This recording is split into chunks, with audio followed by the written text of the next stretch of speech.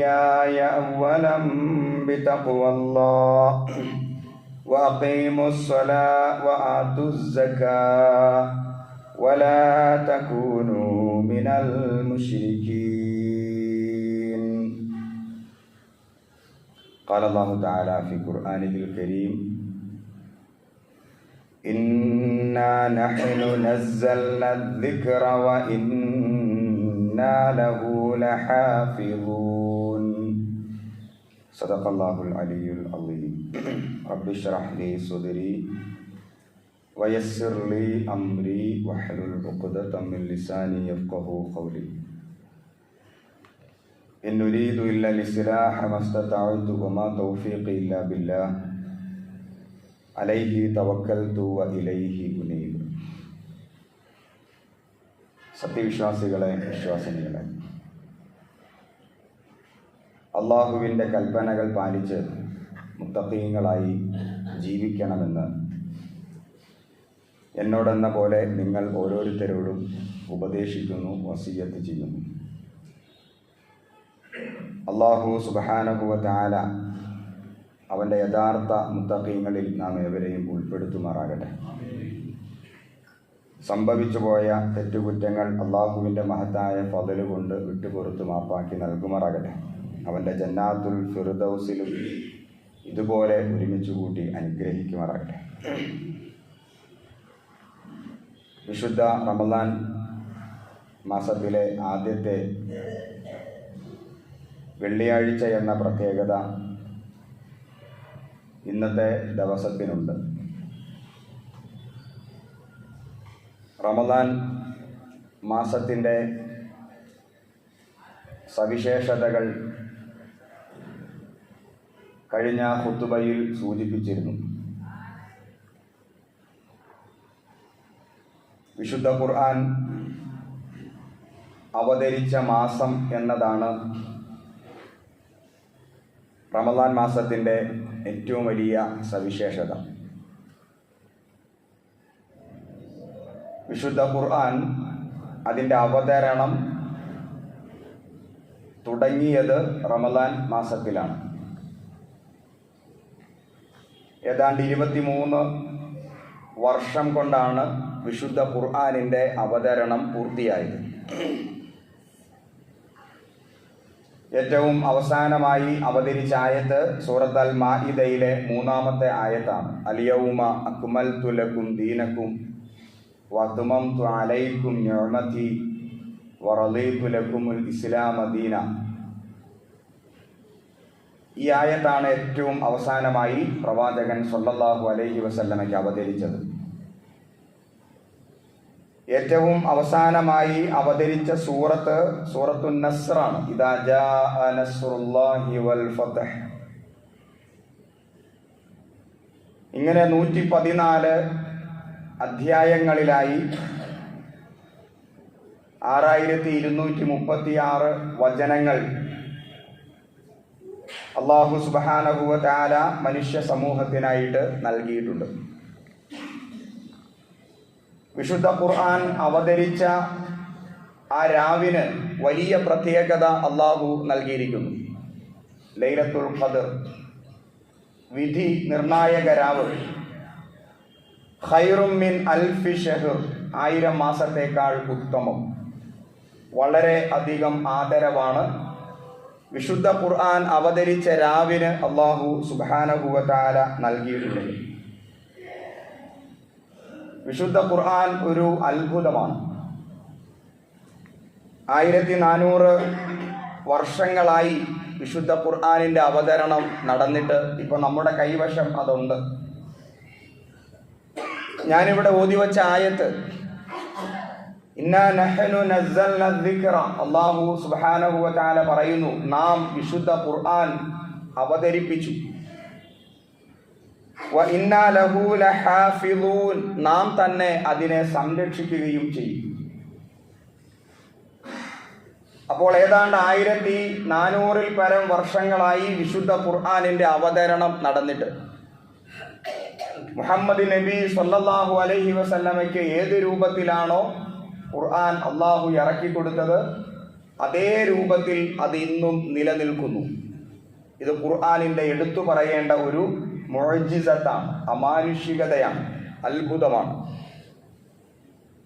ഒരു വള്ളിക്കോ പുള്ളിക്കോ വ്യത്യാസമില്ല, ആശയത്തിൽ വ്യത്യാസമില്ല, അത് മുന്നോട്ട് വയ്ക്കുന്ന വിഷയത്തിൽ കൈകടത്തൽ നടന്നിട്ടില്ല. മലക്ക് ജിബ്രീൽ അലൈഹിസ്സലാം മുഹമ്മദ് നബി സല്ലല്ലാഹു അലൈഹി വസല്ലമയ്ക്ക് ഏത് രൂപത്തിൽ ഇറക്കി കൊടുത്തോ അതേ രൂപത്തിൽ അതീവ ജാഗ്രതയോടെ അത് കൈകാര്യം ചെയ്യപ്പെടുന്നു. അള്ളാഹുവിനെ ഭയപ്പെടുന്ന ആലിമീങ്ങളാണ് അതിൻ്റെ പുറകിൽ ഇപ്പോഴും പ്രവർത്തിച്ചു കൊണ്ടിരിക്കുന്നത്. ഫതഹിനോ ലമ്മിനോ വ്യത്യാസമില്ല. ലോകത്ത് ഇതേപോലെ മാറ്റത്തിരുത്തലുകൾ നടന്നിട്ടില്ലാത്ത, അല്ലെങ്കിൽ വെട്ടിമാറ്റലുകൾ നടന്നിട്ടില്ലാത്ത മറ്റൊരു വേദഗ്രന്ഥമോ മറ്റൊരു മനുഷ്യ നിർമ്മിതമായ പുസ്തകമോ നമുക്ക് കാണാൻ സാധ്യമല്ല. ഒന്നുകിൽ ഭാഷാപരമായ പ്രശ്നങ്ങൾ ഉണ്ടാകാം. വളരെ കനപ്പെട്ട ഒരു ഗ്രന്ഥം ഞാൻ എഴുതി, അത് ജനങ്ങൾക്ക് വളരെയധികം ഉപകാരപ്പെടുന്ന ഒരു ഗ്രന്ഥമാണ്. പക്ഷേ ഞാൻ എഴുതിയ ഭാഷ അത് കാലഹരണപ്പെട്ടു. ആ ഭാഷ കാലഹരണപ്പെട്ടാൽ ആ ഗ്രന്ഥത്തിൻ്റെ പ്രസക്തി അതോടെ നഷ്ടപ്പെടുകയാണ്. എത്രയോ ഗ്രന്ഥങ്ങൾ, എത്രയോ കനപ്പെട്ട ഗ്രന്ഥങ്ങൾ ഇന്നും സംസ്കൃത ഭാഷയിൽ എഴുതപ്പെട്ടിട്ടുണ്ട്. പക്ഷേ സംസ്കൃതമെന്ന ഭാഷ കാലഹരണപ്പെട്ടതോടെ ആ ഗ്രന്ഥങ്ങളുടെ പ്രാധാന്യവും നഷ്ടപ്പെട്ടു എന്ന് തന്നെ പറയാം. ഇതേപോലെ അനേകം ഗ്രന്ഥങ്ങൾ അതിൻ്റേതായ സ്വകാര്യതയിൽ ഇപ്പോഴും നിലകൊള്ളുന്നുണ്ട്. അവിടെയാണ് വിശുദ്ധ ഖുർആനിൻ്റെ പ്രസക്തി, വിശുദ്ധ ഖുർആൻ എഴുതപ്പെട്ട ഭാഷയുടെ പ്രസക്തി. മുഹമ്മദ് നബി സല്ലല്ലാഹു അലൈഹി വസല്ലമയ്ക്ക് മലക്ക് ജിബ്രീൽ അലൈഹിസ്സലാം ഈ വിശുദ്ധ ഖുർആൻ ഇറക്കി കൊടുത്തത് അറബി ഭാഷയിലാണ്. ഖുർആനൻ അറബിയൻ, അങ്ങനെ തന്നെ അള്ളാഹു ഖുർആനെ സംബന്ധിച്ച് പറയുന്നുണ്ട്. ഈ അറബി ഭാഷ അന്ന് ഏത് രൂപത്തിലാണോ ഉണ്ടായിരുന്നത് വ്യത്യാസം കൂടാതെ ഇന്നും ലോകഭാഷയായി തന്നെ നിലനിൽക്കുന്നു. കോടാനക്കോടി മനുഷ്യരുടെ മാതൃഭാഷയായി തന്നെ നിലകൊള്ളുന്നു. അറബി ഭാഷ പഠിച്ചുകൊണ്ടിരിക്കുന്നു, അത് പഠിക്കുന്നവരുടെ എണ്ണം വർദ്ധിച്ചുകൊണ്ടിരിക്കുന്നു. അതേ അറബി ഭാഷയിൽ തന്നെ വിശുദ്ധ ഖുർആൻ നിലനിൽക്കുന്നു. അപ്പം അതിൻ്റെ ഭാഷയുടെ പ്രസക്തി നഷ്ടപ്പെട്ടിട്ടില്ല. അതേപോലെ തന്നെ വിശുദ്ധ ഖുർആൻ മുന്നോട്ട് വയ്ക്കുന്ന ആശയത്തിൻ്റെ പ്രസക്തിയും നഷ്ടപ്പെട്ടിട്ടില്ല. ഇനി വിശുദ്ധ ഖുർആനെ സംബന്ധിച്ച് പറയുമ്പോൾ അതൊരു മതഗ്രന്ഥമാണോ? പലപ്പോഴും നമ്മൾ പറയാറുണ്ട് ഖുർആൻ ഒരു മതഗ്രന്ഥമാണ് എന്ന്. എന്നാൽ ആ അർത്ഥത്തിൽ വിശുദ്ധ ഖുർആൻ തന്നെ ഖുർആനിനെ പരിചയപ്പെടുത്തിയിട്ടില്ല. ഖുർആൻ എന്നത് മനുഷ്യർക്കായി നൽകപ്പെട്ട സാൻമാർഗിക ഗ്രന്ഥമാണ്. റമളാനുമായി ബന്ധപ്പെട്ട് നമ്മളൊക്കെ പലപ്പോഴായി കേൾക്കുന്ന ഒരു ആയത്താണ് ഷഹ്റു റമളാൻ അല്ലദീ ഉൻസില ഫീഹിൽ ഖുർആൻ ഹുദൽ ലിന്നാസ്. റമളാൻ മാസത്തിലാണ് വിശുദ്ധ ഖുർആൻ അവതരിച്ചത്. ഹുദൽ ലിന്നാസ്, ഇത് മനുഷ്യർക്ക് വെളിച്ചമാണ്, ഇത് മനുഷ്യർക്ക് സന്മാർഗമാണ്. അപ്പോൾ ഇതൊരു മതഗ്രന്ഥമല്ല. അതായത് ഏതെങ്കിലും ഒരു മതത്തിൻ്റെ അനുയായികൾക്ക് അള്ളാഹു ഇറക്കി കൊടുത്ത ഗ്രന്ഥമല്ല. ഏതെങ്കിലും ഒരു സമുദായത്തിന് വേണ്ടി അള്ളാഹു ഇറക്കി കൊടുത്ത ഗ്രന്ഥമല്ല. ഏതെങ്കിലും ഒരു രാജ്യത്തുള്ള രാജ്യനിവാസികൾക്ക് വേണ്ടി അള്ളാഹു ഇറക്കി കൊടുത്ത ഗ്രന്ഥമല്ല. മതത്തിൻ്റെയും ജാതിയുടെയും രാജ്യത്തിൻ്റെയും അതിർവരമ്പുകളെ ഭേദിച്ചുകൊണ്ട് മനുഷ്യർക്ക് വേണ്ടി എന്ന് പറയുമ്പോൾ മനുഷ്യരുടെ സന്മാർഗത്തിന് വേണ്ടി അള്ളാഹു ഇറക്കിക്കൊടുത്ത ഒരു സാൻമാർഗിക ഗ്രന്ഥമായിട്ടാണ് വിശുദ്ധ ഖുർആനിനെ അള്ളാഹു തന്നെ പരിചയപ്പെടുത്തിയിട്ടുള്ളത്. നിങ്ങൾ ഖുർആൻ വായിക്കുകയാണെങ്കിൽ അതിൽ ചരിത്രമുണ്ട്. ധാരാളം ചരിത്ര സംഭവങ്ങൾ വിശുദ്ധ ഖുർആൻ സവിസ്തരം പറയുന്നുണ്ട്. പക്ഷേ ഖുർആൻ ഒരു ചരിത്ര ഗ്രന്ഥമല്ല. നിങ്ങൾ ഖുർആൻ പരിശോധിക്കുകയാണെങ്കിൽ, പഠിക്കുകയാണെങ്കിൽ അതിൻ്റെ അകത്ത് ശാസ്ത്രവുമായി ബന്ധപ്പെട്ട ഒരുപാട് കാര്യങ്ങൾ അള്ളാഹു പറയുന്നുണ്ട്. പക്ഷേ വിശുദ്ധ ഖുർആൻ ഒരു ശാസ്ത്ര ഗ്രന്ഥമല്ല. ഇനി നിങ്ങൾ ഖുർആൻ പരിശോധിക്കുകയാണെങ്കിൽ, പഠിക്കുകയാണെങ്കിൽ പരിസ്ഥിതിയുമായി ബന്ധപ്പെട്ട ഒരുപാട് കാര്യങ്ങൾ വിശുദ്ധ ഖുർആൻ പറയുന്നുണ്ട്. പക്ഷേ ഖുർആൻ ഒരു പരിസ്ഥിതിയുടെ ഗ്രന്ഥമല്ല. ഇതെല്ലാം എന്തിന് ഖുർആൻ പറയുന്നു? ഖുർആൻ പ്രകൃതിയെ സംബന്ധിച്ച് പറയുന്നു, ഖുർആനിൽ സയൻസ് പറയുന്നു, ഖുർആനിൽ ചരിത്രം പറയുന്നു. ഇതെല്ലാം അള്ളാഹു എന്തിനു പറയുന്നു? പറയുന്നത് മനുഷ്യരുടെ സന്മാർഗവുമായി ബന്ധപ്പെട്ട് അവർക്ക് സന്മാർഗം ലഭിക്കാൻ ആവശ്യമായ ചില ഉദാഹരണങ്ങളായിട്ട്, തെളിവുകളായിട്ട് മാത്രമാണ് ഖുർആൻ ചരിത്രം പറയുന്നത്, ഖുർആൻ സയൻസ് പറയുന്നത്, ഖുർആൻ പ്രകൃതിയെ സംബന്ധിച്ച് പറയുന്നത്, ഖുർആൻ പരിസ്ഥിതിയെ സംബന്ധിച്ച് പറയുന്നത്. അതല്ലാതെ ഖുർആൻ ഒരു പാരിസ്ഥിതിക ഗ്രന്ഥമോ ഒരു ശാസ്ത്രീയ ഗ്രന്ഥമോ ഒരു ചരിത്ര ഗ്രന്ഥമോ അല്ല. ഈ അർത്ഥത്തിൽ ഖുർആനെ സമീപിക്കാനേ പാടില്ല. ഖുർആൻ എന്നത് സാൻമാർഗിക ഗ്രന്ഥം മാത്രമാണ്. ഖുർആനിൽ എല്ലാം ഉണ്ട് എന്ന് നമ്മൾ പലപ്പോഴായി പറയാറുണ്ട്. ഖുർആനിൽ അങ്ങനെ എല്ലാം ഇല്ല. ഖുർആനിൽ എന്താണ് ഉള്ളത്? സന്മാർഗവുമായി ബന്ധപ്പെട്ട് സത്യാന്വേഷിയായ ഒരു മനുഷ്യൻ അവൻ്റെ സന്മാർഗവുമായി ബന്ധപ്പെട്ട് അവൻ്റെ അന്വേഷണങ്ങൾ, അതിനുള്ള ഉത്തരം വിശുദ്ധ ഖുർആനിൽ ഉണ്ട്. അതല്ലാതെ ഖുർആനിൽ ശാസ്ത്രം, ഖുർആനിൽ ചരിത്രം അതൊക്കെ അള്ളാഹു പറയുന്നത് സന്മാർഗവുമായി ബന്ധപ്പെടുത്തിയിട്ട് മാത്രമാണ്. അതായത് സന്മാർഗത്തിലേക്ക് ഒരു മനുഷ്യനെ എത്തിക്കുക, ഇതാണ് ഖുർആനിൻ്റെ പ്രധാനപ്പെട്ട ലക്ഷ്യമെന്ന് പറയുന്നത്. അപ്പോൾ ഖുർആൻ എന്നത് ഒരു സാൻമാർഗിക ഗ്രന്ഥമാണ്. ഖുർആനിനെ വിമർശിക്കുന്ന ധാരാളം ആളുകൾ ഉണ്ടായിട്ടുണ്ട്. പ്രവാചകൻ സ്വല്ലല്ലാഹു അലൈഹി വസല്ലമയുടെ കാലഘട്ടത്തിലും ഉണ്ടായിട്ടുണ്ട്. ഇപ്പോഴും വിശുദ്ധ ഖുർആനെ വിമർശിക്കുന്ന ധാരാളം ആളുകളുണ്ട്. ഖുർആനിനെ മാത്രമല്ല ഇസ്ലാമിനെ തന്നെ വിമർശിക്കുന്നവരുണ്ട്. പക്ഷേ വിശുദ്ധ ഖുർആനിനെ വിമർശിച്ചു കൊണ്ടിരുന്ന പ്രവാചകൻ സ്വല്ലല്ലാഹു അലൈഹി വസല്ലമയുടെ കാലഘട്ടത്തിലുള്ള ആളുകൾക്ക് പിൽക്കാലത്ത് എന്താണ് സംഭവിച്ചത്? അതിൽ മഹാഭൂരിപക്ഷം വരുന്ന ആളുകളും ഇസ്ലാമിലേക്ക് വരികയാണ് ചെയ്തത്. അവർ ഖുർആനിൻ്റെ ആളുകളായി മാറുകയാണ് ചെയ്തത്. അതിൽ ഒരു ഉദാഹരണമാണ് നമുക്കെല്ലാവർക്കും അറിയാവുന്ന മഹാനായ ഉമർ റളിയല്ലാഹു അൻഹു. അദ്ദേഹം ഇസ്ലാമിനെയും പ്രവാചകരെയും അതിശക്തമായ രൂപത്തിൽ വിമർശിക്കുന്ന വ്യക്തിയായിരുന്നല്ലോ. അദ്ദേഹം പ്രവാചകരെ വധിക്കാൻ തന്നെ തീരുമാനിച്ച് രംഗത്തിറങ്ങിയ വ്യക്തിയായിരുന്നല്ലോ. ഖുർആനിനെ നശിപ്പിക്കണം എന്നതായിരുന്നു അദ്ദേഹത്തിൻ്റെ ഏറ്റവും വലിയ ആഗ്രഹം. അങ്ങനെ സ്വന്തം സഹോദരി ഇസ്ലാം സ്വീകരിച്ചു എന്ന വാർത്ത കേട്ട് സഹോദരിയുടെ വീട്ടിലേക്ക് വന്ന് സഹോദരിയുടെ ഖുർആൻ പാരായണം കേട്ട് തൻ്റെ സഹോദരിയെ മൃഗീയമായി പീഡിപ്പിച്ച് അവസാനം ക്ഷമ വന്നപ്പോൾ സഹോദരിയോട് അപേക്ഷിക്കുന്നുണ്ട്, നീ ഇപ്പം എന്താണ് വായിച്ചത്? ഞാൻ കയറി വന്നപ്പോൾ നീ വായിച്ചുകൊണ്ടിരുന്ന ആ സാധനം അതെനിക്കൊന്ന് കാണണം, അതെനിക്കൊന്ന് വായിക്കണം. അപ്പോൾ സഹോദരി പറയുന്നു, ഒന്ന് കുളിച്ച് വൃത്തിയായി വരിക. അങ്ങനെയുള്ളവർക്ക് മാത്രമേ, മനസ്സിൻ്റെ ശുദ്ധിയും ശരീരശുദ്ധിയും ഉള്ളവർക്ക് മാത്രമേ അത് പാരായണം ചെയ്യാനും പഠിക്കാനും ഉൾക്കൊള്ളാനും സാധ്യമാവുകയുള്ളൂ. അങ്ങനെ മഹാനായ ഉമർ റളിയല്ലാഹു അൻഹു ആദ്യമായിട്ട് വിശുദ്ധ ഖുർആൻ വായിക്കുന്നു. ഏത് സൂറയാണ് വായിച്ചത്?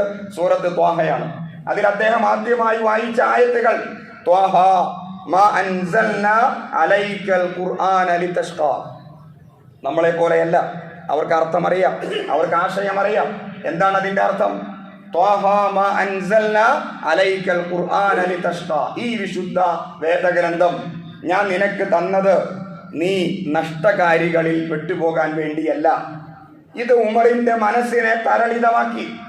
ഉമർ അസ്വസ്ഥനായി. ശരിയാണല്ലോ, എന്നെ നശിപ്പിക്കാനോ എന്നെ നഷ്ടകാരികളിൽ ഉൾപ്പെടുത്താനോ വേണ്ടിയല്ല ഈ ഗ്രന്ഥം. പിന്നെ എന്തിനായിരിക്കും? പിന്നെ എന്തിനാണ് ഈ ഗ്രന്ഥം? ഈ ഗ്രന്ഥത്തിന്റെ ലക്ഷ്യമെന്ത്? ഉമർ അവിടെ നിന്ന് പഠിക്കാൻ തുടങ്ങുന്നു. ഗഹനമായി അദ്ദേഹം പഠിക്കുന്നു, ഖുർആനിൽ അവഗാഹം നേടുന്നു. പിന്നീട് എന്താണ് സംഭവിച്ചത് നമുക്കറിയാം. ഇത് മഹാനായ ഉമറിന്റെ മാത്രം പ്രത്യേകതയല്ല, പ്രവാചകൻ സ്വല്ലല്ലാഹു അലൈഹി വസല്ലമയുടെ കാലഘട്ടത്തിലുള്ള ഒട്ടുമിക്ക സഹാബിമാരുടെയും പ്രത്യേകത ഇങ്ങനെ തന്നെയാണ്. അതായത് ഖുർആനിനെ അവരൊക്കെയും ആദ്യം വിമർശിച്ചിരുന്നു. ഇതേപോലെ നമ്മൾ ജീവിച്ചുകൊണ്ടിരിക്കുന്ന കാലഘട്ടം, ഈ കാലഘട്ടത്തിലും ഖുർആനെ വിമർശിച്ചവർക്ക് പിൽക്കാലത്ത് എന്ത് സംഭവിച്ചു? അതിലേറ്റവും പ്രധാനപ്പെട്ട ഒരു വ്യക്തിയാണ് ഡോക്ടർ മോറിസ് ബുക്കായി. അദ്ദേഹം ഒരു ഫ്രഞ്ച് ഡോക്ടറാണ്. അദ്ദേഹം വിശുദ്ധ ഖുർആനെ സമീപിച്ചത് വിമർശിക്കാൻ വേണ്ടിയിട്ടാണ്. എന്തെങ്കിലും അതിൽ നിന്ന് കിട്ടുമോ ഇസ്ലാമിനെയും മുസ്ലിങ്ങളെയും താറടിച്ച് കാണിക്കുവാൻ. പിന്നെ ഖുർആനും സയൻസും ഖുർആനും ശാസ്ത്രവും അത് എങ്ങനെയൊക്കെയാണ്, അതുമായി ബന്ധപ്പെട്ടൊക്കെ അദ്ദേഹം വിശുദ്ധ ഖുർആൻ പഠിക്കാൻ ആരംഭിക്കുന്നു. വിമർശനാത്മകമായിട്ടാണ് അദ്ദേഹം പഠിച്ചത്. അവസാനം എന്ത് സംഭവിച്ചു? ഡോക്ടർ മോറിസ് ബുഖായി ഇസ്ലാം സ്വീകരിച്ചു എന്ന് മാത്രമല്ല, വളരെ കനപ്പെട്ട ഒരു ഗ്രന്ഥം അദ്ദേഹം മുസ്ലിം ലോകത്തിനും മുസ്ലിമേതര ലോകത്തിനും സമ്മാനിച്ചുകൊണ്ടാണ് ഈ ലോകത്തിൽ നിന്ന് വിട പറഞ്ഞത്. The Bible, the Quran and science എന്ന് പറയുന്ന കനപ്പെട്ട ഒരു ഗ്രന്ഥം അദ്ദേഹം നമുക്ക് സമ്മാനിക്കുകയുണ്ടായി. ഇതേപോലെ തന്നെ ഖുർആനിനെ വിമർശനാത്മകമായി പഠിച്ച മറ്റൊരു പ്രഗത്ഭനായ വ്യക്തിയാണ് ജാഫ്രി ലാങ് എന്ന് പറയുന്ന അദ്ദേഹം ഒരു നാസ്തികൻ ആയിരുന്നു. അതായത് നിരീശ്വരവാദിയായിരുന്നു. ദൈവമില്ല എന്ന് വിശ്വസിക്കുന്ന ഒരു വ്യക്തിയായിരുന്നു. വിശുദ്ധ ഖുർആൻ മുന്നോട്ട് വയ്ക്കുന്ന ദൈവിക സങ്കല്പമെന്ത്, അതിനെ ഏത് രൂപത്തിൽ വിമർശിക്കാം, അങ്ങനെ ഇസ്ലാമിനെയും മുസ്ലിങ്ങളെയും ഏത് രൂപത്തിൽ താറടിച്ച് കാണിക്കാം, ഇതിനു വേണ്ടിയാണ് അദ്ദേഹം ഖുർആൻ പഠിക്കാൻ ആരംഭിച്ചത്. അങ്ങനെ അദ്ദേഹം ജഫ്രി ലാങ് അദ്ദേഹം ഖുർആൻ വിമർശനാത്മകമായി പഠിക്കാൻ ആരംഭിച്ചു. പക്ഷേ അവസാനം എന്ത് സംഭവിച്ചു? ഖുർആന്റെ മുമ്പിൽ വിനയാന്വിതനായി വിശുദ്ധ ഖുർആൻ എന്ന സത്യവേദത്തിന്റെ മുമ്പിൽ അദ്ദേഹം തലകുനിക്കുകയും അവസാനം ഇസ്ലാം സ്വീകരിക്കുകയും ചെയ്തു. അദ്ദേഹം ലോകത്തിന് സമ്മാനിച്ച കനപ്പെട്ട ഒരു ഗ്രന്ഥമുണ്ട്. ആ ഗ്രന്ഥത്തിന്റെ പേരാണ് സ്ട്രഗ്ലിംഗ് ടു സറണ്ടർ. ഇന്ന് നമുക്ക് വായിക്കാൻ കിട്ടും. മുസ്ലിങ്ങൾക്കും മുസ്ലിമേതര ആളുകൾക്കുമൊക്കെയായി തൻ്റെ അന്വേഷണവും തൻ്റെ പഠനവും തൻ്റെ കണ്ടെത്തലുകൾ അദ്ദേഹം വളരെ കൃത്യമായി അതിൽ വിവരിക്കുന്നുണ്ട്. അതേപോലെ യൂസുഫുൽ ഇസ്ലാം വലിയൊരു ഗായകനാണ്, യൂറോപ്യൻ പോപ്പ് ഗായകനാണ്. അദ്ദേഹവും വിമർശനാത്മകമായിട്ടാണ് വിശുദ്ധ ഖുർആനെ സമീപിച്ചത്. കാരണം ഖുർആൻ സംഗീതത്തെ എങ്ങനെ കാണുന്നു? സംഗീതത്തെ നിഷിദ്ധമായിട്ടാണോ കാണുന്നത്? പുരോഗമനപരമായ ഈ കാലഘട്ടവുമായി ബന്ധപ്പെട്ട് വിശുദ്ധ ഖുർആന്റെ സമീപനം എന്ത്? ഇത് 6-ാം നൂറ്റാണ്ടിലെ ഒരു വേദഗ്രന്ഥമാണോ? അപരിഷ്കൃതരായ കുറെ മനുഷ്യരെ സൃഷ്ടിക്കുന്ന ഒരു വേദഗ്രന്ഥമാണോ? മനുഷ്യ പുരോഗതിക്ക് തടസ്സം നിൽക്കുന്ന ഒരു വേദഗ്രന്ഥമാണോ? ഇങ്ങനെയുള്ള അന്വേഷണങ്ങൾ അദ്ദേഹം നടത്തുകയും അവസാനം വിശുദ്ധ ഖുർആനിൽ നിന്ന് അദ്ദേഹത്തിന് കാര്യങ്ങൾ ബോധ്യപ്പെടുകയും ആദ്യം പറഞ്ഞ പോലെ ഖുർആന്റെ മുമ്പിൽ വിനയാന്വിതനായി യൂസുഫുൽ ഇസ്ലാം എന്ന പേര് സ്വീകരിച്ചുകൊണ്ട് അദ്ദേഹം നമ്മുടെ ഇടയിൽ പ്രശസ്തനായി മാറിയത് നമുക്കെല്ലാവർക്കും അറിയാം. അപ്പോൾ ഖുർആനിനെ വിമർശിച്ചവർക്ക് പിൽക്കാലത്ത് എന്ത് സംഭവിച്ചു? എല്ലാവർക്കും അങ്ങനെ സംഭവിച്ചു എന്നല്ല, പക്ഷേ മഹാഭൂരിപക്ഷം ആളുകളും ഖുർആന്റെ മുമ്പിൽ വിനയാന്വിതരായി മാറിയിട്ടേ ഉള്ളൂ. അതുകൊണ്ട് പ്രിയ സഹോദരങ്ങളെ, പ്രിയ സഹോദരികളെ, സത്യവിശ്വാസികളെ, വിശുദ്ധ ഖുർആൻ എന്നത് കേവലം ഒരു മതഗ്രന്ഥമായിട്ട് നമ്മൾ അതിനെ സമീപിക്കരുത്. അതൊരു സാൻമാർഗിക ഗ്രന്ഥമാണ്. ഖുർആൻ വെല്ലുവിളിക്കുന്നുണ്ട്. ഖുർആൻ മുന്നോട്ട് വയ്ക്കുന്ന ആശയങ്ങൾ നിങ്ങൾക്കതിൽ സംശയമുണ്ടെങ്കിൽ അല്ലാഹു സുബ്ഹാനഹു വ തആല പറയുന്നു, ഇൻ കുൻതും ഫീ റൈബിൻ മിമ്മാ നസ്സൽനാ അലാ അബ്ദിനാ, നമ്മുടെ ദാസന്റെ മേൽ നാം ഇറക്കിയ ഈ വേദഗ്രന്ഥം അതിൽ നിങ്ങൾക്ക് സംശയമുണ്ടോ? ഉണ്ടെങ്കിൽ ഫഅ്തു ബിസൂറത്തിൻ മിൻ മിസ്ലി, സമാനമായത് കൊണ്ടുവരൂ. എന്താണ് സമാനമായത്? ഖുർആൻ മുന്നോട്ട് വയ്ക്കുന്ന ഒരു ആത്മീയതയുണ്ട്. ഈ ആത്മീയതയ്ക്ക് സമാനമായ ഒരു ആത്മീയത, മനുഷ്യ മനസ്സിന് സമാധാനം കിട്ടുന്ന, ആശ്വാസം കിട്ടുന്ന, അള്ളാഹുവുമായിട്ട് ബന്ധിപ്പിക്കുന്ന കനപ്പെട്ട കുറെ നിർദ്ദേശങ്ങളും ജീവിത ശൈലിയും വിശുദ്ധ ഖുർആൻ മുന്നോട്ട് വയ്ക്കുന്നുണ്ട്. അതിന് സമാനമായ അല്ലെങ്കിൽ അതിനെ കവച്ചു വയ്ക്കുന്ന ഒരു ആത്മീയത നിങ്ങൾ കൊണ്ടുവരൂ. ഖുർആൻ തെറ്റാണെങ്കിൽ, ഖുർആൻ ദൈവീകമല്ലെങ്കിൽ നിങ്ങൾ കൊണ്ടുവരിക എന്ന് 1400 കൊല്ലങ്ങൾക്കപ്പുറം ഖുർആൻ നടത്തിയ ഒരു വിമർശനമുണ്ട്, അല്ലെങ്കിൽ ഒരു വെല്ലുവിളിയുണ്ട്. ഇതിപ്പോഴും നമ്മുടെ ഇടയിൽ ആത്മീയമായ കാര്യങ്ങൾ ഒരുപാട് നടക്കുന്നു. പക്ഷേ യഥാർത്ഥ ആത്മീയത വിശുദ്ധ ഖുർആൻ മുന്നോട്ട് വയ്ക്കുന്നു. അതിനെ കവച്ചു വയ്ക്കുന്ന ഒരു ആത്മീയത ഇന്ന് വരെയും നമുക്ക് ദർശിക്കാൻ സാധ്യമായിട്ടില്ല. ഖുർആൻ മുന്നോട്ട് വയ്ക്കുന്ന ഒരു ദാമ്പത്യ കുടുംബ ജീവിതമുണ്ട്. സമാധാനം നിറഞ്ഞ സക്കീനത്തുള്ള കുടുംബ നിയമങ്ങൾ ഇസ്ലാം മുന്നോട്ട് വയ്ക്കുന്നു, വിശുദ്ധ ഖുർആൻ മുന്നോട്ട് വയ്ക്കുന്നു. നിങ്ങൾ കൊണ്ടുവരൂ. അതിനെ കവച്ചു വയ്ക്കുന്ന മാന്യമായ ഒരു കുടുംബ സംവിധാനം കൊണ്ടുവരൂ. ഖുർആൻ മുന്നോട്ട് വയ്ക്കുന്ന ഒരു സാമൂഹ്യ ക്രമമുണ്ട്. ഇതിനേക്കാൾ മെച്ചമായ ഒരു സാമൂഹ്യ ചുറ്റുപാടിനെ, ക്രമത്തെ നിങ്ങൾ കൊണ്ടുവരൂ. ഖുർആൻ മുന്നോട്ട് വയ്ക്കുന്ന ഒരു രാഷ്ട്രീയ ജീവിതമുണ്ട്, ഒരു ഭരണക്രമമുണ്ട്. ഇതൊക്കെ ആ വെല്ലുവിളിയുടെ ഭാഗമായി നമ്മൾ മനസ്സിലാക്കേണ്ടതാണ്. അപ്പോൾ ഈ വെല്ലുവിളി പല രൂപത്തിൽ വിശുദ്ധ ഖുർആൻ നടത്തിയിട്ടുണ്ട്. പക്ഷേ അതിനെ സ്വീകരിക്കാനോ അതിന് മറുപടി കൊടുക്കാനോ തത്തുല്യമായതോ അല്ലെങ്കിൽ അതിനെ കവച്ചു വയ്ക്കുന്നതോ കൊണ്ടുവരാൻ ലോകത്താർക്കും സാധ്യമായിട്ടില്ല. ഇന്നേ വരെ സാധ്യമായിട്ടില്ല, ഇനി സാധ്യമാവുകയുമില്ല. അത് വിശുദ്ധ ഖുർആൻ തന്നെ, പടച്ചവൻ തന്നെ പറയുന്നുണ്ട്, ഫഇല്ലം തഫഅലു വലൻ തഫഅലു, നിങ്ങൾക്ക് സാധ്യമല്ല, നിങ്ങൾക്ക് സാധിക്കുകയില്ല എന്ന് വളരെ ഉറപ്പിച്ച് തന്നെ അള്ളാഹു പറയുന്നുണ്ട്. ഇതാണ് നമ്മുടെ കൈവശമുള്ള ഈ വേദഗ്രന്ഥം. ഈ വേദഗ്രന്ഥത്തോട് നമ്മുടെ സമീപനം എങ്ങനെയാണ്? മുസ്ലിങ്ങളായ നമ്മൾ ഈ വേദഗ്രന്ഥത്തെ ഏത് രൂപത്തിലാണ് സമീപിക്കുന്നത്? നമ്മൾ എങ്ങനെയാണ് അത് പാരായണം ചെയ്യുന്നത്? നമ്മൾ എങ്ങനെയാണ് അത് മനസ്സിലാക്കുന്നത്? നമ്മൾ വിചാരിക്കുന്നു അതിങ്ങനെ പാരായണം ചെയ്ത് നമുക്ക് സായുജ്യം അടയാം, അതിങ്ങനെ ഫാത്തിഹ മുതൽ ഓതി അവസാനം നാസ് വരെ ഖത്തം തീർക്കാം, അങ്ങനെ ഖത്തം തീർത്താൽ പുണ്യം കിട്ടും. മഹാനായ പ്രവാചകൻ സ്വല്ലല്ലാഹു അലൈഹി വസല്ലമയുടെ വചനങ്ങളുണ്ട്, പുണ്യം കിട്ടും. അലിഫ് ലാം മീം, അത് അങ്ങനെ ഓതിയാലും ഓരോ അക്ഷരങ്ങൾക്കും പുണ്യമുണ്ട്. പക്ഷേ അതിനപ്പുറത്തേക്ക് നബി സ്വല്ലല്ലാഹു അലൈഹി വസല്ലമ ഏത് രൂപത്തിലാണ് ഖുർആനിനെ സമീപിച്ചത്, ഏത് രൂപത്തിൽ ഖുർആനിനെ സമീപിക്കാനാണ് സഹാബിമാരോട് ആവശ്യപ്പെട്ടത്? മുഹമ്മദ് നബി സ്വല്ലല്ലാഹു അലൈഹി വസല്ലമയ്ക്ക് എഴുത്തും വായനയും അറിയില്ല, അദ്ദേഹത്തിന് അറബി വായിക്കാൻ അറിയില്ല.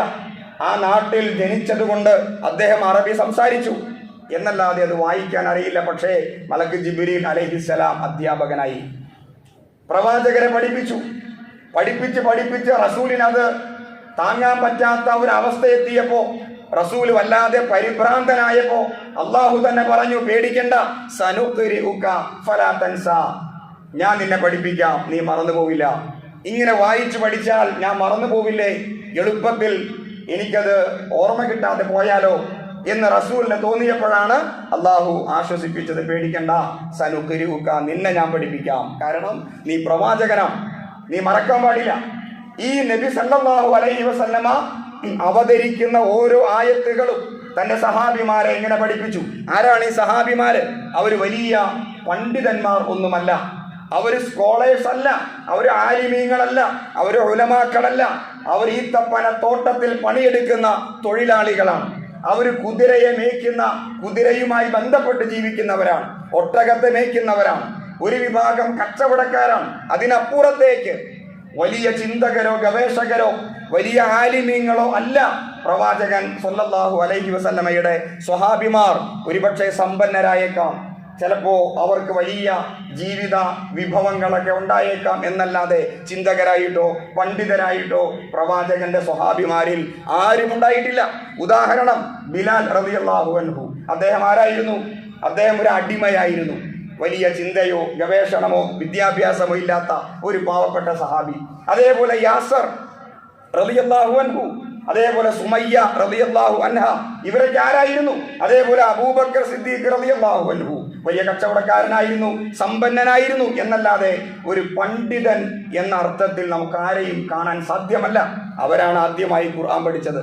പ്രവാചകൻ സ്വല്ലല്ലാഹു അലൈഹി വസല്ലമ രഹസ്യമായിട്ടാണ് അള്ളാഹുവിന്റെ ഗ്രന്ഥം പഠിപ്പിച്ചത്. രഹസ്യമായിട്ട് ഒരു വീട്ടിൽ ഒരുമിച്ച് കൂടി, രാത്രി ആരും കാണാതെ. മിസ്അബ് ഇബ്നു ഉമൈർ റളിയല്ലാഹു അൻഹു തന്റെ ഉമ്മ ഉറങ്ങി എന്ന് ഉറപ്പുവരുത്തിയ ശേഷം, അദ്ദേഹം ചെറുപ്പക്കാരനായിരുന്നു, യുവാവായിരുന്നു. ഇസ്ലാമിലേക്ക് വന്നതോടെ ഖുർആൻ പഠിക്കണം, അത് അദ്ദേഹത്തിന് ആവേശമായി. ഉമ്മ കിടന്ന് ഉറങ്ങി എന്ന് ഉറപ്പുവരുത്തിയ സമയത്ത് ഉമ്മ അറിയാതെ വാതിൽ തുറന്ന് നബി സല്ലല്ലാഹു അലൈഹി വസല്ലമ രഹസ്യമായി ക്ലാസ് എടുക്കുന്ന ആ ഓഫീസിലേക്ക് അദ്ദേഹം ചെല്ലുകയാണ്. അങ്ങനെ നമ്മുടെ ഭാഷയിൽ പറഞ്ഞാൽ മണ്ണെണ്ണ വിളക്കിന്റെ സമീപത്തിരുന്ന് റസൂൽ സല്ലല്ലാഹു അലൈഹി വസല്ലം പറഞ്ഞു കൊടുക്കും. അതിന്റെ അർത്ഥം, അതിന്റെ ആശയം, അതിന്റെ തജ്വീദ്, അതിന്റെ പാരായണം, ഇതെല്ലാം കൃത്യമായി പഠിക്കുന്ന സ്വഹാബിമാരെ കാണാൻ കഴിയും. അവർ എഴുതിയെടുത്തു. അന്ന് പേപ്പർ ആ സംവിധാനമില്ല, എഴുതാനുള്ള സംവിധാനമില്ല. അന്നുള്ള സംവിധാനം എന്താണോ അതിനെ ഉപയോഗപ്പെടുത്തി അവർ എഴുതിയെടുത്തു. കുറെ പേര് മനഃപ്പാടമാക്കി, കുറെ പേര് അർത്ഥം ഗ്രഹിച്ചു, കുറെ പേര് തജ്വീദോടെ മനോഹരമായിട്ട് പാരായണം ചെയ്യാൻ പഠിച്ചു. അവർക്ക് ഏതാണോ കഴിവ്, എങ്ങനെയാണോ സാധിക്കുക, മനഃപ്പാടമാക്കാൻ സാധിക്കുന്നവർ മനഃപ്പാടമാക്കി, അല്ലാത്തവർ അങ്ങനെ പഠിച്ചു. അങ്ങനെ പഠിച്ചാണ് അവർ ആലിമീങ്ങളായി മാറിയത്. ജനിക്കുമ്പോൾ തന്നെ ആരും ആലിമീങ്ങളല്ല. ജനിക്കുമ്പോൾ തന്നെ നമ്മളൊക്കെ സാധാരണ മനുഷ്യരാണ്. നമ്മുടെ ശ്രമവും നമ്മുടെ പഠനവുമാണ് നമ്മെ ആലിമീങ്ങളാക്കി മാറ്റുന്നത്. നമുക്കൊരു തെറ്റായ ധാരണയുണ്ട്, ഖുർആൻ അവതരിച്ചത് ഉലമാക്കൾക്ക് വേണ്ടിയാണ്. ഖുർആൻ പഠിക്കേണ്ടത് ഉലമാക്കൾ അഥവാ ആലിമീങ്ങൾ അഥവാ പണ്ഡിതന്മാരാണ്. നമ്മളെ പോലെയുള്ള സാധാരണക്കാർ ഖുർആൻ പഠിക്കേണ്ടതില്ല, അത് ആലിമീങ്ങൾക്ക് വേണ്ടി അല്ലാഹ് ഇറക്കിയ ഗ്രന്ഥമാണ് എന്ന ഒരു തെറ്റായ വിശ്വാസം നമുക്കിടയിലുണ്ട്. അതാരോ എങ്ങനെയോ പകർന്നു കിട്ടിയ ഒരു വിശ്വാസമാണ്. അങ്ങനെയല്ല.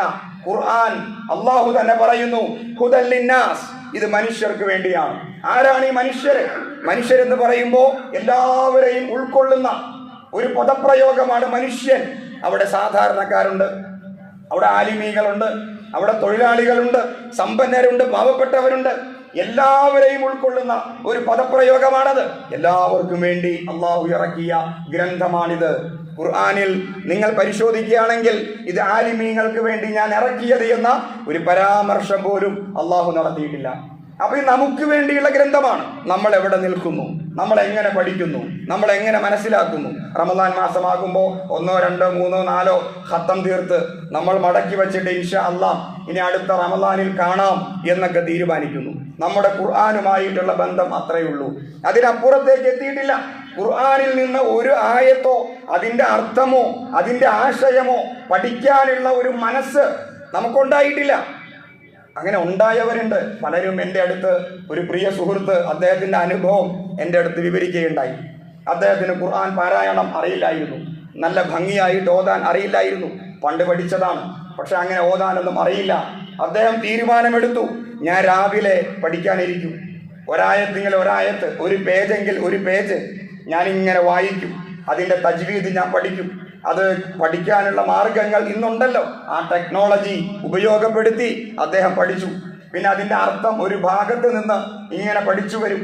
അങ്ങനെ 2-3 വർഷമെടുത്ത് ഇപ്പോൾ അദ്ദേഹം ആത്മവിശ്വാസത്തോടെ സന്തോഷത്തോടെ അദ്ദേഹം പറയുന്ന ഒരു വാക്ക്, വിശുദ്ധ ഖുർആനിൽ നിന്ന് ഏത് ഭാഗം എടുത്താലും എനിക്ക് തജ്വീദോടെ ഓതാൻ സാധിക്കുന്നു. അതിനോടുള്ള ബന്ധമാണ്, അല്ലെങ്കിൽ അതുമായി അത് പഠിക്കാനുള്ള അദ്ദേഹത്തിൻ്റെ ആഗ്രഹത്തിൽ നിന്നാണ് ഒന്നും അറിയാതിരുന്ന ഒരവസ്ഥയിൽ നിന്ന് അർത്ഥവും തജ്വീദും ഒക്കെ മനസ്സിലാക്കാൻ അദ്ദേഹത്തിന് സാധ്യമായത് അദ്ദേഹത്തിൻ്റെ പരിശ്രമം കൊണ്ടാണ്. അപ്പോൾ നമുക്ക് സാധിക്കും, നമ്മൾ പരിശ്രമിക്കാത്തത് കൊണ്ടാണ്.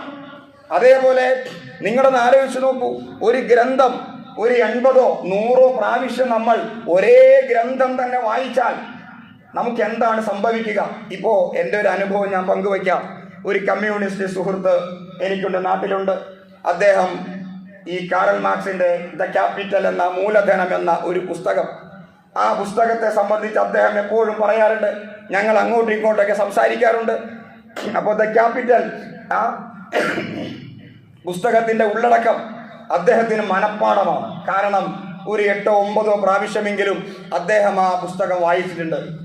ആ ആവേശം കൊണ്ട് കമ്മ്യൂണിസം പഠിക്കാനായിട്ട് അദ്ദേഹം ആ പുസ്തകം വായിച്ചു. ആ പുസ്തകത്തിൽ നിന്ന് ഏതൊരു ഉദ്ധരണിയും അദ്ദേഹം ഉദ്ധരിക്കാൻ തയ്യാറാണ്. അദ്ദേഹത്തിന് ചില സംഗതികളൊക്കെ കൃത്യമായി മനഃപ്പാഠമാണ്. അത് 8-9 പ്രാവശ്യം വായിച്ചപ്പോഴേക്കും അദ്ദേഹത്തിന് മനഃപ്പാഠമായിരിക്കുന്നു, കാര്യങ്ങൾ ബോധ്യപ്പെട്ടിരിക്കുന്നു. അത് ഒരു യാഥാർത്ഥ്യമാണ്, ശരിയാണ്. അങ്ങനെയാണെങ്കിൽ നമ്മൾ വിശുദ്ധ ഖുർആൻ എത്ര പ്രാവശ്യം വായിച്ചു, എത്ര പ്രാവശ്യം ഓതി? നമുക്ക് 40 വയസ്സെത്തി, നമുക്ക് 80 വയസ്സെത്തി, നമുക്ക് 75 വയസ്സെത്തി. ചിന്തിക്കുക, നമ്മൾ എത്ര പ്രാവശ്യം ഈ ഖുർആൻ ഓതിയിട്ടുണ്ടാകും. പക്ഷെ ഖുർആനിന്റെ ഉള്ളടക്കം നമുക്ക് തിരിഞ്ഞിട്ടില്ല. നമുക്ക് ഖുർആനുമായി ബന്ധപ്പെട്ട് യാതൊരു അറിവുമില്ല. നിങ്ങൾ കച്ചവടക്കാരാണല്ലോ, മഹാഭൂരിപക്ഷം പേരും കച്ചവടവുമായി ബന്ധപ്പെട്ട് വിശുദ്ധ ഖുർആൻ മുന്നോട്ട് വയ്ക്കുന്ന ആശയം എന്ത്? കച്ചവടത്തെ കുറിച്ചുള്ള പടച്ചവന്റെ കൽപ്പനകൾ എന്ത്?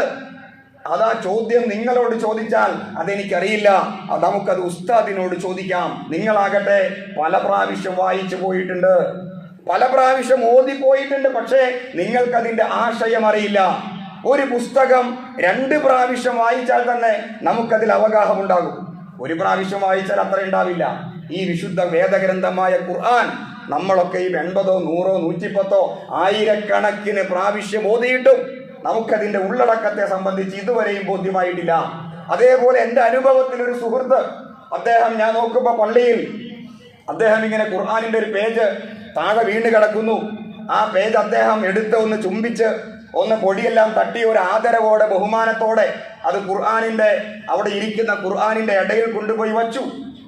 അപ്പൊ ഞാനത് ശ്രദ്ധിക്കുന്നുണ്ട്. ഞാൻ അല്പം ചെന്നിട്ട് പറഞ്ഞു, അത് അവിടെയല്ല, അത് ഒരുപക്ഷെ വച്ചിരിക്കുന്ന സ്ഥാനം മാറിപ്പോയിട്ടുണ്ടാകാം, ഖുർആന്റെ പേജ് കൃത്യമായിട്ടായിരിക്കില്ല വച്ചിരിക്കുക. ഞാനത് കൃത്യമായ പേജിൽ തന്നെ എടുത്തു വച്ചു. ഞാൻ ആ എടുത്തു വച്ച പേജ് ഒന്ന് വായിച്ചു നോക്കിയപ്പോൾ അതിൽ പറഞ്ഞിരിക്കുന്നത് പരീക്ഷയെ സംബന്ധിച്ച, പരീക്ഷയുമായി ബന്ധപ്പെട്ട സവിസ്തരമായ ചർച്ച നടക്കുന്ന ഒരു പേജാണത്. സൂറ ബക്കറയിലെ പരീക്ഷയുമായി ബന്ധപ്പെട്ട് കൂട്ടുപരീക്ഷ, അതേപോലെ മറ്റ് അനേക പരീക്ഷയുടെ വകഭേദങ്ങൾ, അതുമായി ബന്ധപ്പെട്ട് ചർച്ച നടക്കുന്ന ഒരായത്താണത്. അത് ഞാൻ ആ ആയത്ത് കൃത്യമായ ആ സൂറ ബക്കറയുടെ കൃത്യമായ അതിൻ്റെ പേജിൽ തന്നെ വയ്ക്കുകയുണ്ടായി. പക്ഷെ എൻ്റെ മനസ്സെന്നോട് പറഞ്ഞ ഒരു കാര്യമുണ്ട്. ആ എടുത്തു വച്ച വ്യക്തി ആ പേജിനെ ബഹുമാനിച്ചു, ആ പേജിനെ ചുംബിച്ചു, ആ പേജിന്റെ പൊടിയെല്ലാം തട്ടി മിനുക്കി. പടച്ചവന്റെ വേദഗ്രന്ഥത്തിലെ പേജാണല്ലോ ഈ കിടക്കുന്നത്. അങ്ങനെ ആദരവോടെ അതെടുത്ത് അവിടെ വച്ചു. പക്ഷേ ആ മനുഷ്യൻ സ്നേഹിക്കുന്നത് പേജിനെ മാത്രമാണ്. കാരണം എനിക്ക് നല്ല പോലെ അറിയാം, ആ മനുഷ്യൻ പരീക്ഷയുമായി ബന്ധപ്പെടുന്ന വ്യക്തിയാണ്. ആ മനുഷ്യൻ പരീക്ഷയുമായി ബന്ധപ്പെട്ട് ജീവിക്കുന്നയാളാണ്. അപ്പൊ അദ്ദേഹം സ്നേഹിക്കുന്നത് പേജിനെയാണ്, ആശയത്തെയല്ല. നമ്മൾ സ്നേഹിക്കേണ്ടത് താളുകളെയല്ല, നമ്മൾ സ്നേഹിക്കേണ്ടത് പുസ്തകത്തെയല്ല. അതിനെ സ്നേഹിക്കണം, അതിന് ആദരവ് കൊടുക്കണം. പക്ഷേ അത് മുന്നോട്ട് വയ്ക്കുന്ന ഒരാശയമുണ്ട്, ഖുർആൻ മുന്നോട്ട് വയ്ക്കുന്ന ഒരാശയമുണ്ട്. പരീക്ഷ, അതേപോലെ സാമ്പത്തിക ക്രമക്കേടുകൾ, അതേപോലെ മറ്റനേകം ഹലാൽ ഹറാമുകൾ, അതിനെയല്ലേ നമ്മൾ സ്വീകരിക്കേണ്ടത്? അത് പ്രകാരമല്ലേ നമ്മുടെ ജീവിതം മാറേണ്ടത്? എന്തുകൊണ്ട് നമുക്കതിന് സാധിക്കുന്നില്ല? എന്തുകൊണ്ട് നമ്മൾ പേജിനെ മാത്രം സ്നേഹിക്കുന്നു? നമുക്കതിൻ്റെ അർത്ഥം അറിയില്ല. നമ്മൾ ആ പേജിനെ പടച്ചവന്റെ ഗ്രന്ഥം എന്ന ഒരു പേര് വച്ചിട്ട്, ഒരു ബഹുമാനം വച്ചിട്ട് ചുംബിക്കുന്നു, മുത്തം കൊടുക്കുന്നു, നെഞ്ചോട് ചേർത്ത് വയ്ക്കുന്നു. ഒക്കെ വേണം, ഒക്കെ ശരിയാണ്. പക്ഷേ നെഞ്ചോട് ചേർക്കേണ്ടത് ആശയത്തെയാണ്, ഹലാല് ഹറാമുകളെ പരിഗണിച്ചുകൊണ്ടാണ്. ഇത് പ്രിയമുള്ള സഹോദരങ്ങളെ, സഹോദരികളെ, സത്യവിശ്വാസികളെ, ഇനിയെങ്കിലും നമുക്ക് ബോധ്യമാകണം. അഫലാ യതദബ്ബറൂനൽ ഖുർആൻ, അല്ലാഹുവിന്റെ ഒരു ചോദ്യമാണ്.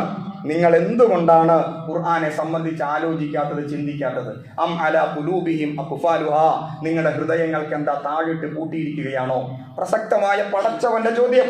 നിങ്ങളുടെ ഹൃദയങ്ങൾക്ക് താഴിട്ട്, ഈ ചോദ്യം പണ്ഡിതന്മാരോടല്ല, നമ്മളോടാണ്, സാധാരണക്കാരോടാണ്. നമ്മുടെ ഹൃദയങ്ങൾ എന്താ താഴിട്ട് പൂട്ടിയിരിക്കുകയാണോ? എന്താണ് ഖുർആനെ സംബന്ധിച്ച് ഗവേഷണം, പഠനം നടത്താത്തത്? ഒരു ദിവസം ഒരായത്തെങ്കിലും ആ തോതിൽ ഖുർആനിലൂടെ ഒന്ന് സഞ്ചരിക്കാൻ നമുക്ക് സാധിക്കണം. ഈ റമദാൻ മാസത്തിൽ ഒരുപാട് ചേഞ്ച് വരുത്തുമല്ലോ. ആ ചേഞ്ചിന്റെ കൂട്ടത്തിൽ ഏറ്റവും പ്രധാനപ്പെട്ട ചേഞ്ചായിട്ട്, മാറ്റമായിട്ട് വിശുദ്ധ ഖുർആൻ ഒന്ന് പഠിക്കണം. അതിനെന്ത് പ്രയാസമുണ്ടെങ്കിലും, എന്ത് തിരക്കുണ്ടെങ്കിലും എനിക്ക് അതിലൂടെ ഒന്ന് സഞ്ചരിക്കണം. മരണത്തിന് മുമ്പ് ഒരു പ്രാവശ്യമെങ്കിലും അതിൻ്റെ ആശയ ലോകത്തിലൂടെ എനിക്കൊന്ന് സഞ്ചരിക്കണമെന്ന ദൃഢമായ പ്രതിജ്ഞ എടുക്കാൻ നമുക്ക് സാധിക്കട്ടെ. അല്ലാഹു സുബ്ഹാനഹു വ തആല തൗഫീഖ് ചെയ്ത് അനുഗ്രഹിക്കുമാറാകട്ടെ.